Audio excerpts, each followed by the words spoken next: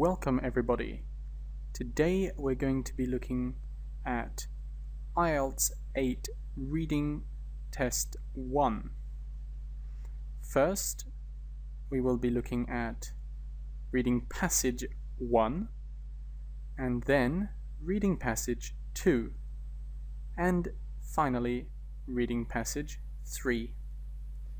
So let's start with Reading Passage 1.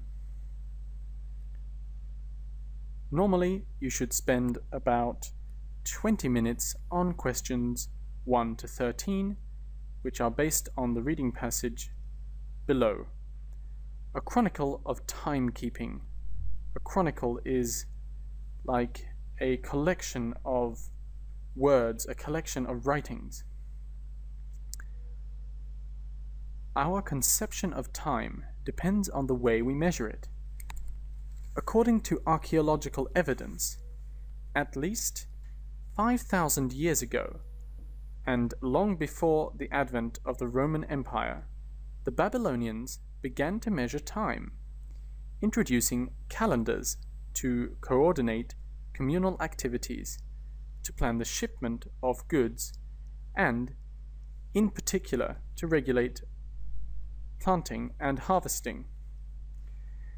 They based their calendars on 3 natural cycles: the solar day, marked by the successive periods of light and darkness as the Earth rotates on its axis, the lunar month, following the phases of the moon as it orbits the Earth, and the solar year, defined by the changing seasons that accompany our planet's revolution around the Sun.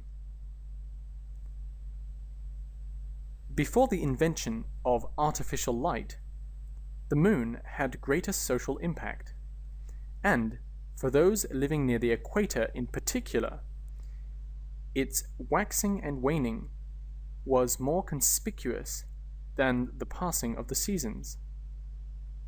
Hence, the calendars that were developed at the lower latitudes were influenced more by the lunar cycle than by the solar year. In more northern climes, however, where seasonal agriculture was practiced, the solar year became more crucial. As the Roman Empire expanded northward, it organized its activity chart, for the most part, around the solar year. Centuries before the Roman Empire, the Egyptians had formulated a municipal calendar having 12 months of 30 days, with 5 days added to approximate the solar year. Each period of 10 days was marked by the appearance of special groups of stars called decans. At the rise of the star Sirius, just before the sunrise, which occurred around the all-important annual flooding of the Nile, 12 decans could be seen spanning the heavens. The cosmic significance the Egyptians placed in the 12 decans led them to develop a system in which each interval of darkness and later interval of daylight was divided into a dozen equal parts. These periods became known as temporal hours because their duration varied according to the changing length of days and nights with the passing of the seasons. Summer hours were long, winter ones short. Only at the spring and autumn equinoxes were the hours of daylight and darkness equal. Temporal hours, which were first adopted by the Greeks and then the Romans, who disseminated them through Europe, remained in use for more than 2,500 years. In order to track temporal hours during the day, inventors created sundials, which indicate time by the length or direction of the sun's shadow. The sundial's counterpart, the water clock, was designed to measure temporal hours at night. One of the first water clocks was a basin with a small hole near the bottom through which the water dripped out. The falling water level denoted the passing hour, as it dipped below hour lines inscribed on the inner surface. Although these devices performed satisfactorily around the Mediterranean, they could not always be depended on in the cloudy and often freezing weather of northern Europe. The advent of the mechanical clock meant that although it could be adjusted to maintain temporal hours, it was naturally suited to keeping equal ones. With these, however, arose the question of when to begin counting. And so, in the early 14th century, a number of systems evolved. The schemes that divided the day into 24 equal parts varied according to the start of the count. Italian hours began at sunset, Babylonian hours at sunrise, astronomical hours at midday, and great clock hours used from some large public clocks in Germany at midnight. Eventually, these were superseded by small clock or French hours, which split the day into two 12-hour periods commencing at midnight. The earliest recorded weight-driven mechanical clock was built in 1283 in Bedfordshire, in England. The revolutionary aspect of this new timekeeper was neither the descending weight that provided its motive force, nor the gear wheels, which had been around for at least 1,300 years, that transferred the power. It was the part called the escapement.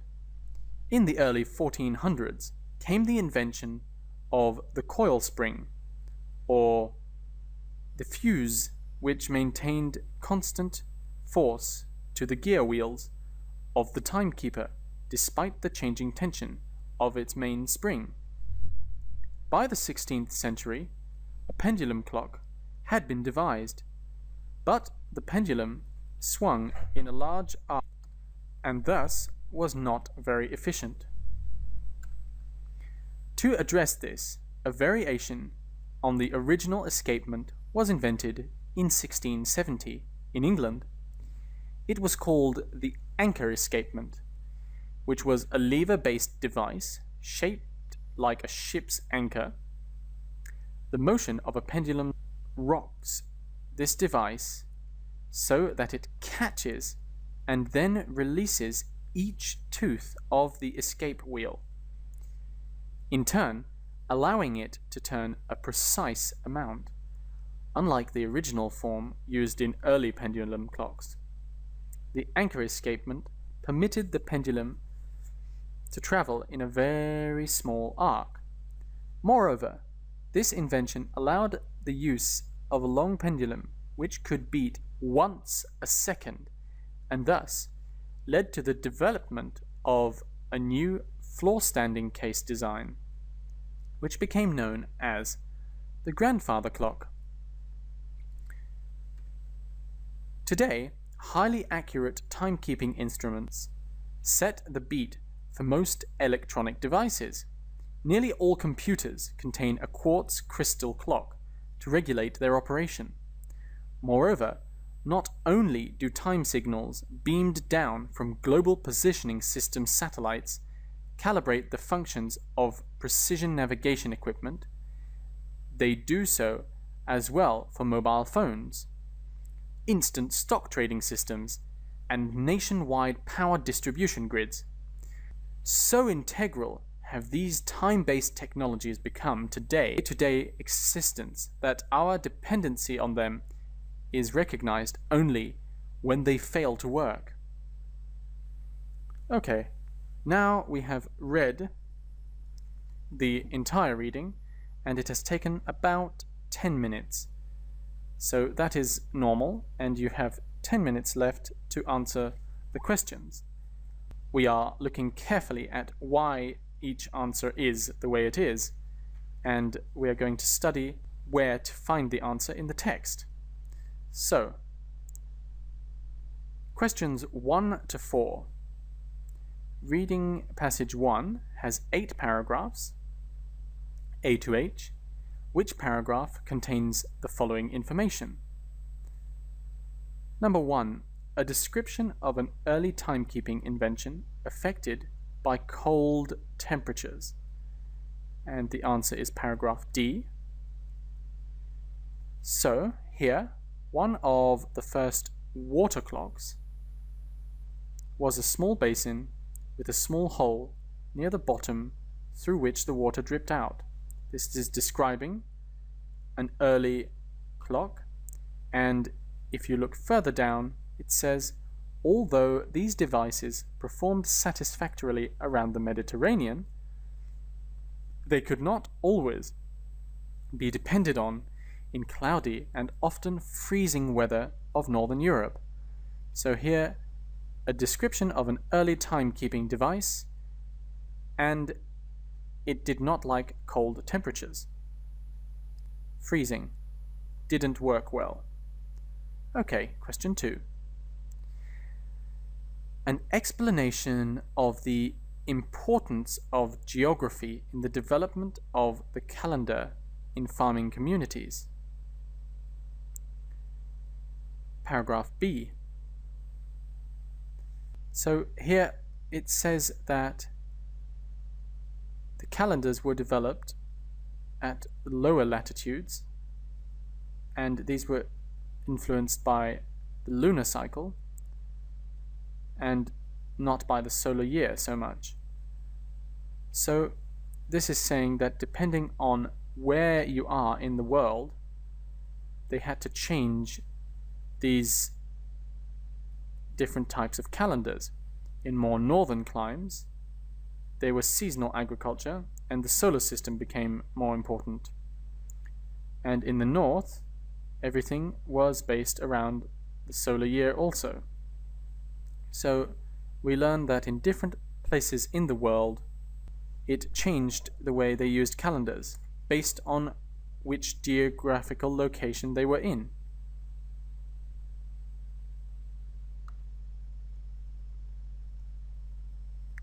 Number 3.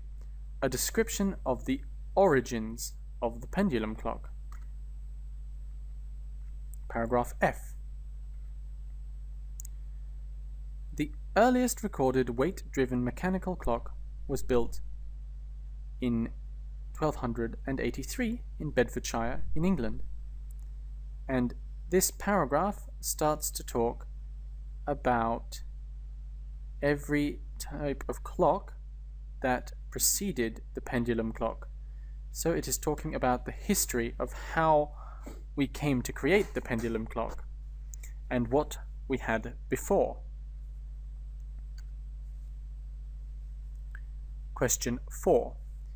Details of the simultaneous efforts of different societies to calculate time using uniform hours. Simultaneous means at the same time. Paragraph E.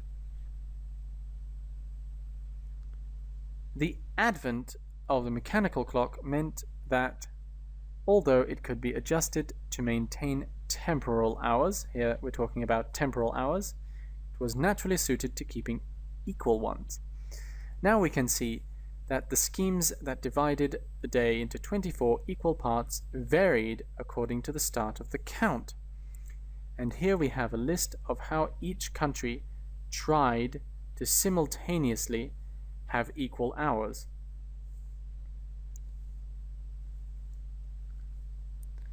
So, questions 5 to 8, you have a list of nationalities. A. Babylonians. B. Egyptians. C. Greeks. D. English. E. Germans. F. French. And you must decide from 5 to 8 who did what. So, 5. they devised a civil calendar in which the months were equal in length. And that is B. The Egyptians. The Egyptians had formulated a municipal calendar having 12 months of 30 days, with 5 days added to approximate the solar system. So that answers the question, devised a civil calendar in which the months were equal in length. They divided the day into 2 equal halves. That's F, which is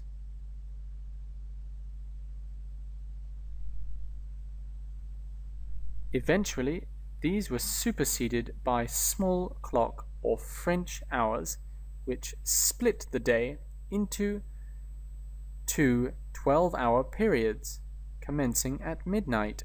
So the French. They developed a new cabinet shape for a type of timekeeper. D.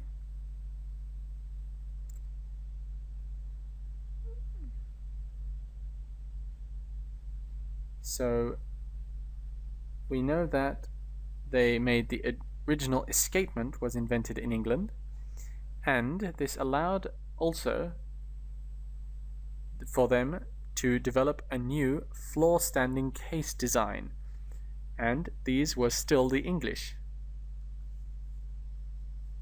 And finally, they created a calendar to organize public events and work schedules. A. The Babylonians. The Babylonians began to measure time, introducing calendars to coordinate communal activities, to plan the shipment of goods, and to regulate planting and harvesting. Okay. Questions 9 to 13. Label the diagram below. So here we have the inside of a clock, the lever-based device that we spoke about before. And here we have the escapement. Resembling means it looks like, and if you read your text carefully, it said that it looks like an anchor, a ship's anchor. And number 10 is the part that turns around with teeth that allow us to have an exact turning every time. The escape wheel. And 11, you have one individual tooth. So each tooth on the escape wheel allows it to turn one small part at a time. Okay. Here we have the small arc, and 12 we have this long thing, which in the text they mention is the long pendulum, which beats. It was very special. They said the long pendulum was very impressive because it beats each second.